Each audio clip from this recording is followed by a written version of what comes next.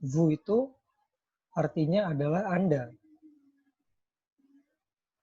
Makanya kalau kita ibaratnya memberikan perintah ke orang banyak, ibaratnya kayak memberikan perintah ke vous, ke kalian, karena vous itu artinya juga kalian, maka bentuk yang digunakan adalah yang warna merah. Sedangkan kalau misalnya kalian memberikan perintah ke satu lawan bicara kan biasanya lawan bicara kita itu kan biasanya kita memanggilnya ya kamu atau cu. Nah, kalau kita memberikan perintah hanya ke satu orang, maka bentuk kalimatnya adalah yang warna biru. Gitu ya. Jadi pembedanya adalah kita tuh sebenarnya mau ngasih perintah ke siapa? Ke subjek yang berupa kalian atau subjek yang berupa kamu. Kalau subjeknya berupa kalian, itu kan berarti kita ingin memberikan perintah ke orang banyak. Kalau ke orang banyak, maka yang warna merah. Kalau kita ingin memberikan perintah ke subjek berupa kamu, maka kita ingin memberikan perintah hanya ke satu orang. Maka yang warna biru. Gitu ya. Contohnya nih, misalnya kayak gini. Diamlah di dalam rumah. Yang kalimat yang pertama ya. Diamlah di dalam rumah. Itu bahasa Perancisnya adalah yang pertama itu adalah restez chez vous. Restez itu artinya adalah stay. Restez itu artinya adalah stay. Jadi restez itu artinya adalah to stay.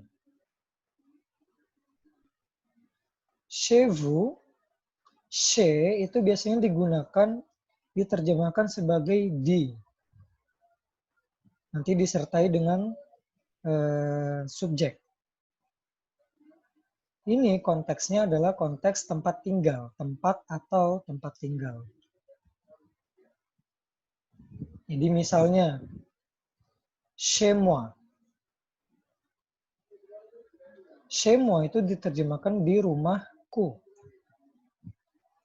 Chez toi. Di rumahmu. Atau misalnya chez nous. Di rumah kita. Jadi, ini pentingnya untuk memahami chez. Jadi, chez itu biasanya artinya adalah di. Tapi kemudian dia diikuti oleh subjek. Kan konteksnya adalah tempat tinggal. Jadi chez moi, atau chez toi, atau chez nous. Itu ya. Balik lagi ke slide. Yang pertama adalah restez chez vous. Itu artinya diamlah di rumah kalian. Maksudnya kayak gitu. Kalau kita terjemahin lagi ke bahasa Indonesia. Nah, kalau kalian memberikan perintah ke satu orang, itu cukup bilang reste chez toi. Diamlah di rumahmu. Gitu ya. Jadi pembedanya adalah ke orang banyak atau ke satu orang. Ini kita bisa lihat juga di contoh yang kedua. Pakailah masker. Nah, pakai itu bahasa Prancis adalah porter. Balik ke whiteboard.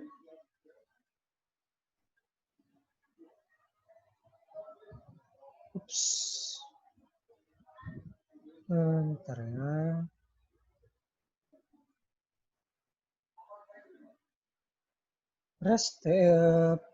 Porter itu artinya adalah pakai. To put. Atau to wear bisa juga. To wear deh, sorry. Maaf. To wear. Jadi, kalau misalnya kita bilang memakai, itu porter.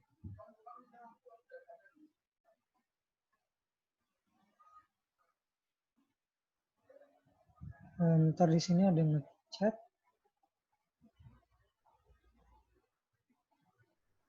Oh, ini ada pertanyaan dari Hima. Kalau to use itu yang utilize ya, Kak?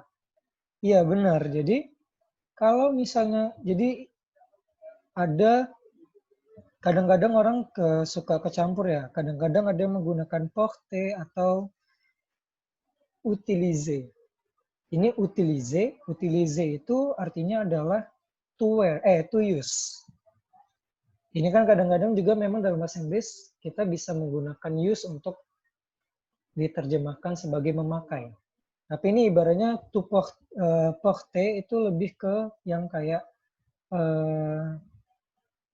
memakai pakaian, to porte. To wear ini biasanya identik dengan pakaian. Sedangkan to use itu lebih ke peralatan. To use itu biasanya lebih ke peralatan.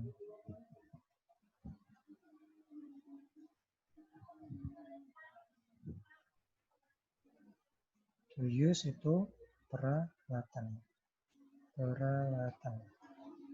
Gitu ya. Jadi untuk masker itu pakainya porte. Di contoh kalimatnya nih, porte un masque. Pakailah masker. Ini ditujukan untuk orang banyak.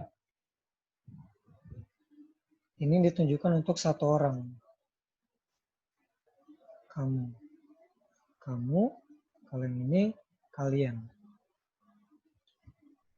Kalau yang ini bacanya porte, kalau yang ini bacanya port. Cuma berhenti di T, jadi port. Gitu ya. By the way, welcome Lia, baru masuk ya tadi nggak apa-apa. Terus contoh kalimat yang ketiga, ini, jagalah jarak dengan orang lain sejauh 1 meter. Di sini terjemahnya adalah respecte une distance de sécurité d'un mètre. Di sini kalau kita terjemahkan lagi ke dalam bahasa Indonesia, terjemahnya mungkin bakal sedikit berbeda ya. Jadi ini kok kalau di bahasa Prancis artinya please, kalau di bahasa Inggrisin lagi, please respect a distance of security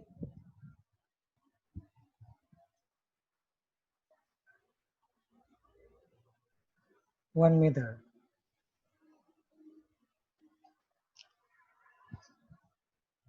Ini ibaratnya kalau kita menerjemahkan lagi ke dalam bahasa Inggris. Ibaratnya kita menerjemahkan dari bahasa Prancisnya, kita terjemahkan ke bahasa lain, kurang lebih terjemahnya bakal seperti ini. Please respect a distance of security 1 meter. Kayak gitu. Kayak in distance the security. Itu ya. Sejauh ini ada pertanyaan mungkin teman-teman? Mungkin bisa tulis di chat kalau misalnya ada yang ingin bertanya.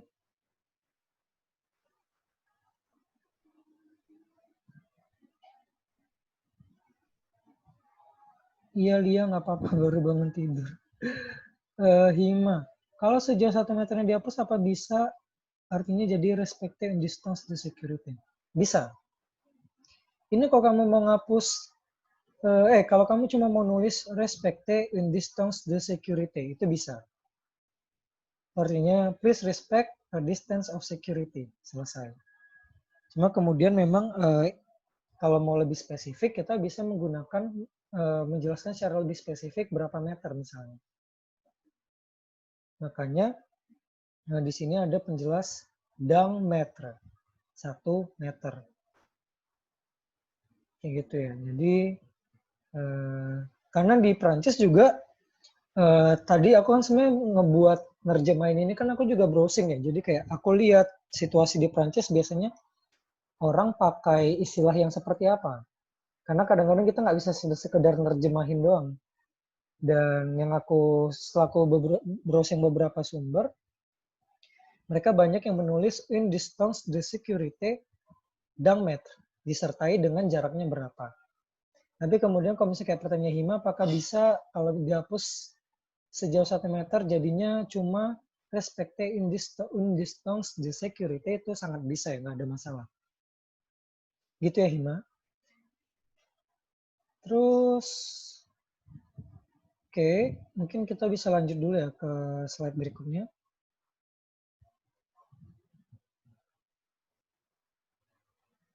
Rajinlah mencuci tangan. Rajinlah mencuci tangan. Nah, di sini seperti biasa ya, ada 2 jenis kalimat imperatif. Jadi kalimat perintah itu intinya bisa untuk vous, itu kalau untuk orang banyak yang warna merah, bisa untuk tu. Ini kalau kita bisa mengingatkan satu orang saja. Ini lavez-vous les mains régulièrement. Jadi di sini ada kata laver. Kita sebenarnya dulu udah pernah belajar juga, laver itu artinya mencuci. Main itu artinya adalah tangan. Tangan. Dan régulièrement itu artinya adalah secara rutin, regularly. Jadi, lavez-vous les mains régulièrement. Atau lave-toi les mains régulièrement. Rajinlah mencuci tangan. Terus next berikutnya yang kalimat nomor 5, tolong hindari tempat umum. Nah ini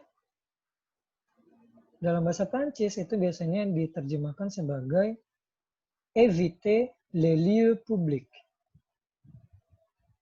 Ini ya, biarin aja remaining time-nya nanti kalau memang waktunya udah habis, kita nanti keluar dulu, ntar masuknya lagi ke ID meeting room yang sama. Jadi ini meeting room-nya nggak bakal hilang karena udah aku atur sampai 2 jam. Cuma memang kemudian setiap 40 menit kita bakal keluar terus masuk lagi. Oke, lavez-vous les mains régulièrement. Ini cucilah tangan secara rutin. Jadi ibaratnya kalau mau diterjemahin, tuh cucilah tangan kalian kalau yang ini, kalian merah. Cucilah tangan kalian secara rutin. Kalau ini, cucilah tanganmu secara rutin. Jadi bisa kita lihat dalam kalimat imperatif, bahasa Prancis lebih detail ya. Jadi kita tuh ibaratnya memberikan perintah itu harus jelas. Kita tuh memberikan perintah ke satu orang atau ke banyak orang. Maka di sini ada 2. Kita memberi perintah ke kalian, cucilah tangan kalian di sini kan. Atau kita pengen memberikan perintah ke satu orang. Kayak gitu.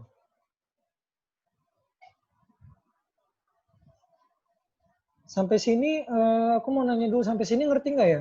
Teman-teman ngerti ya kalau misalnya perbedaan antara yang merah sama yang biru? Antara yang vous sama yang nous. Ini pertanyaan Ica. Berarti ini kalau dikumpulin kita ketik pakai vous atau cuka atau dua-duanya? Saranku, mending kalian tulis semuanya ya, Re. Jadi yang vous, yang nous, yang vous, yang tu, dan nanti juga yang, tugasnya madam pakai yang vous ya. Oke, kalau gitu ya udah pakai yang vous aja nggak masalah. Karena kalimat imperatif itu balik lagi. Ini kita baru bahas yang perintah. Kalau perintah kan tadi ada vous sama tu. Sedangkan imperatif kan sebenarnya ada satu jenis lagi yang tadi aku bilang, ada yang ajakan.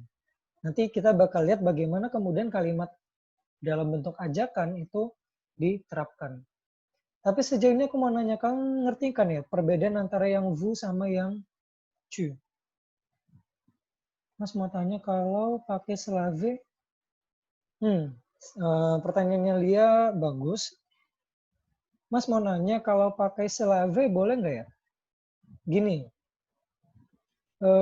aku coba share screen yang whiteboard.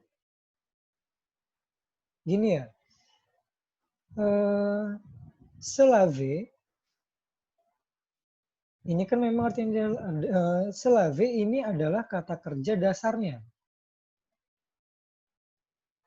Ingat ya. Sorry.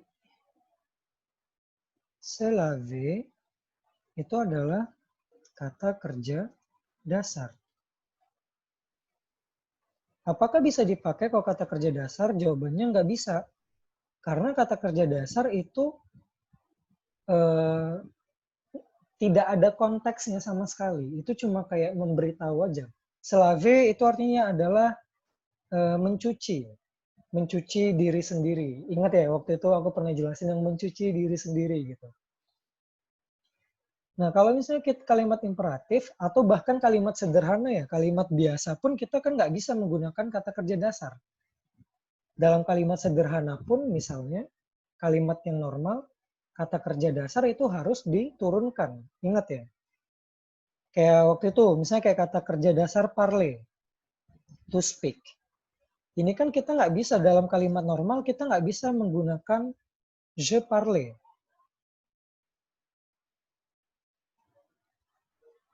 Ini ibaratnya kita nggak bisa pakai je parle. Kita harus pakai par. Misalnya, je parle français. Français. Jadi, ibaratnya kata kerja dasar itu tidak bisa digunakan plug gitu aja. Harus diturunkan, menyesuaikan dengan si subjek. Kalau je ya berarti je parle. Kalau vous parlez. Ya kan? Kalau nous parlons.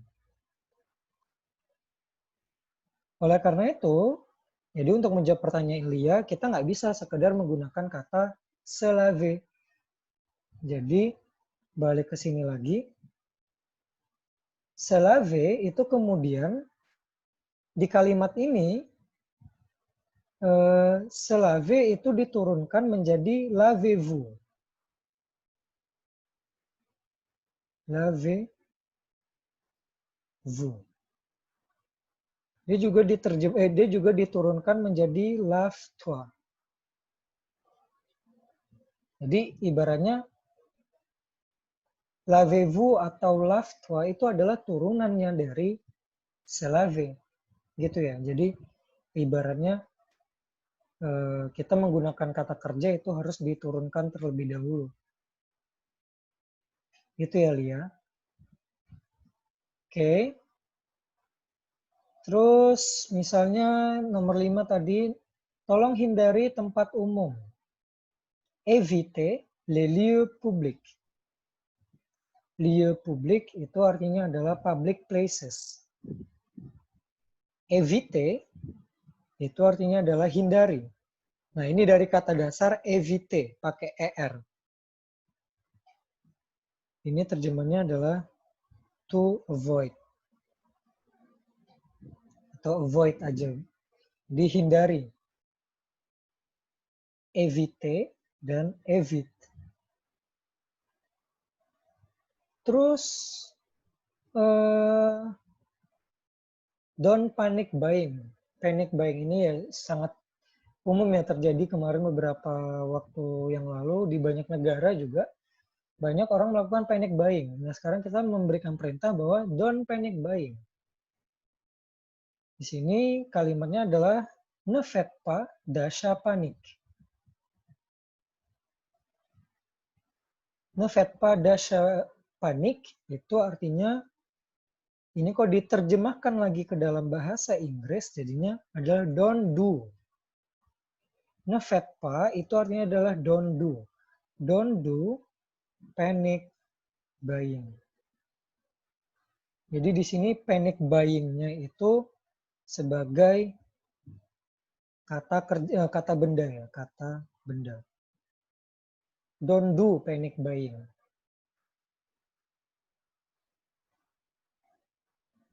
Nah, di sini kalau yang tu, ne fais pas d'achat panique. Janganlah kamu melakukan panic buying. Kalau yang merah, janganlah kalian melakukan panic buying. Gitu ya.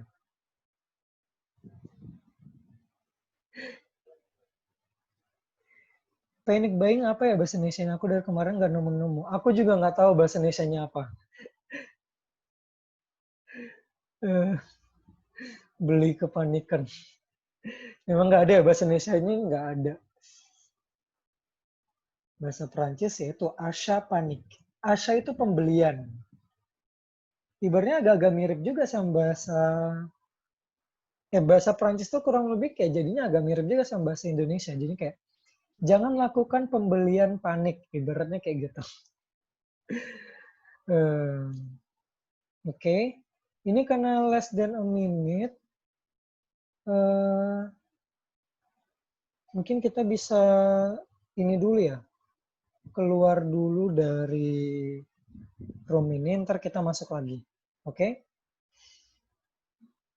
Oke deh, ntar aku screenshot dulu biar nanti bisa di save.